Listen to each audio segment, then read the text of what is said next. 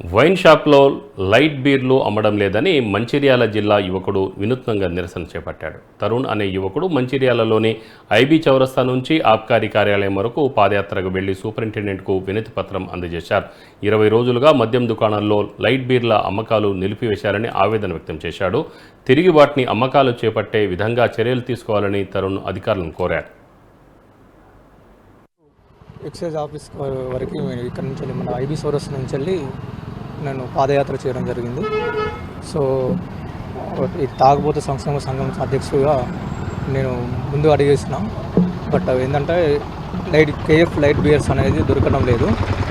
ఇంకా 13 రోజుల నుంచి చాలా ఇబ్బందిగా పడుతున్నాం.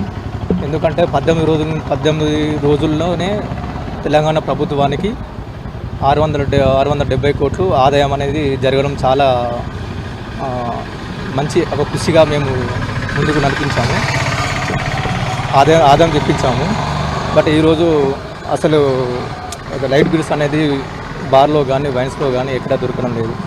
సో నాకు తాగుబోతులు కానీ ఎక్కడ కానీ చిన్నలు కానీ పెద్దలు కానీ అసలు ఇది ఎండ బాగా కొడుతుందని చెప్పి తాగుదామని చెప్పేసి అని లైట్ బీర్ తాగితే కొంచెం మత్తు 30 మినిట్స్లో 1 అవర్లో దిగిపోవడం ద్వారా మా పనులు మేము చేసుకుంటామని చెప్పేసి అన్నట్టు కేఫ్ స్ట్రాంగ్ మీదకి మేము వెళ్ళకపోతున్నాం.